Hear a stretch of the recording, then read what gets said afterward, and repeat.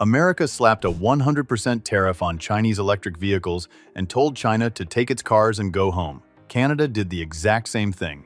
But in January 2026, Canada quietly broke ranks, flew its prime minister to Beijing, shook hands with President Xi Jinping, and agreed to let Chinese electric cars into the country at a fraction of the old tariff.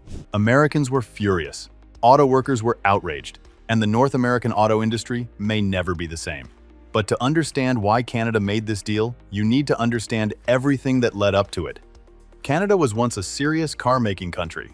At its peak in the year 2000, Canadian factories were pumping out around 3 million vehicles a year. It was a massive industry, and hundreds of thousands of Canadians owed their livelihoods to it. But then, slowly and steadily, that number started to shrink.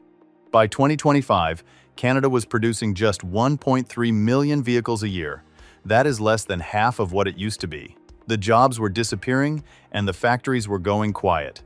Then, Donald Trump came back into office and made things dramatically worse. He slapped heavy tariffs on Canadian goods, including cars, and threatened to rip up the trade agreement that held North America together. He even suggested that Canada should just become America's 51st state. For a proud, independent country, this was humiliating. And then Detroit automakers started pulling out.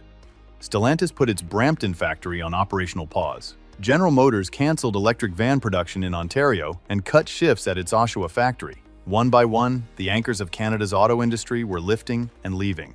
Canada was staring at an economic crisis, and it needed a new plan fast. When Mark Carney became Prime Minister of Canada, he walked into one of the most difficult trade situations the country had ever faced. The United States, Canada's biggest trading partner by a massive margin, was acting more like a rival than a neighbor. So Carney did something no Canadian Prime Minister had done since 2017. He got on a plane and flew to Beijing. In January 2026, Carney sat across from President Xi Jinping at the Great Hall of the People and struck a deal. Canada would slash its tariff on Chinese electric vehicles from 100% all the way down to just 6.1%. In exchange, China would dramatically reduce its tariffs on Canadian canola oil, one of Canada's most important agricultural exports. China had previously slapped tariffs as high as 84% on Canadian canola, which had effectively shut Canadian farmers out of the Chinese market and caused a 10.4% drop in China's imports from Canada in 2025. With one agreement, both sides got something they desperately needed. Canada called it a preliminary but landmark deal and unlocked the door for Chinese cars to drive straight into the Canadian market. So, which Chinese cars are actually heading to Canada? Here are the 5 most likely models to arrive under the new deal and why they are causing such a stir. First is the BYD Seagull, which in some markets is called the Dolphin Mini or Dolphin Surf. This is an entry-level electric city car priced between roughly $20,000 and $30,000 Canadian dollars. It is the kind of price that has never existed in the North American EV market before. Second is the BYD Dolphin, a slightly larger and more refined hatchback, priced in the $25,000 to $30,000 range. BYD sold over 2.26 million electric vehicles globally in 2025, making it one of the most serious car companies in the world. Third is the BYD Atto 1, a compact SUV that fits right within the affordable bracket the deal requires. Fourth is the BYD Atto 2, another compact crossover priced just under the CA $35,000 threshold that the Canadian government has set as the affordability target. And fifth is the BYD Celion 06, a sleek crossover SUV that sits right at the top of the affordable price range.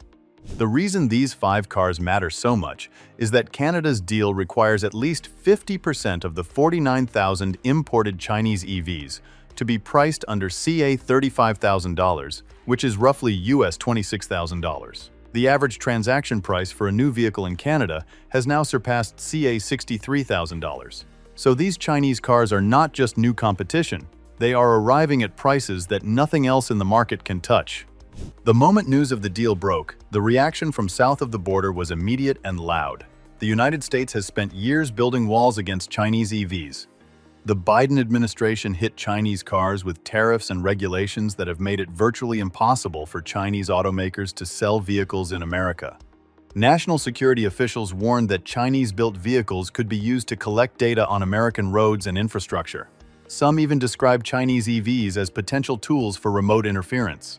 So when Canada, America's closest neighbor and trading partner, turned around and started opening its market to the very same cars the US had banned, it created serious alarm. US officials were especially worried about what happens at the border. A Chinese EV bought legally in Canada could technically be driven into the United States. Some analysts pointed out that this puts Canadian consumers in an awkward position too, with the possibility that a car bought in Toronto might one day cause problems at the US border crossing. There were also angry voices from the American auto industry, which has watched Chinese brands dominate markets across Asia, Australia, Europe, and Latin America. As one Detroit executive put it bluntly, "Now we are literally surrounded." The backlash was not only coming from America. Inside Canada itself, the deal sparked serious anger. Ontario Premier Doug Ford, whose province is the heart of Canada's auto industry, called the agreement reckless. Just 5 days after Carney signed it, Ford stood in front of cameras and said, "Boycott Chinese EVs." The Canadian Auto Workers Union Unifor was equally furious. Its president, Lana Payne, said that China-owned auto companies were not creating Canadian jobs, and that once domestic manufacturing capacity was lost, it could not be easily rebuilt. The Canadian Vehicle Manufacturers Association also raised concerns, pointing out that China subsidizes its automakers to an almost unbelievable degree. Over roughly 2 decades, China poured approximately US $230 billion in subsidies into its electric vehicle industry, giving its automakers a cost advantage that Western competitors simply cannot match on a level playing field. There were also concerns about performance. Canadian winters are brutal. Temperatures drop far below zero for months at a time. EV batteries are notoriously sensitive to extreme cold, which reduces range and slows charging. Critics argued that Chinese EVs had not yet proven themselves in climates as harsh as Canada's, and that affordability was hollow if the cars failed when temperatures plunged in January. Despite all the noise, Canada pressed ahead. The reason comes down to one simple reality. Canada had too many eggs in one basket.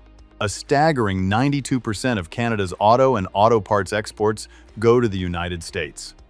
When Trump started threatening tariffs and calling Canada a potential 51st state, it exposed just how dangerously dependent Canada had become. Carney made it clear that Canada needed to diversify and fast.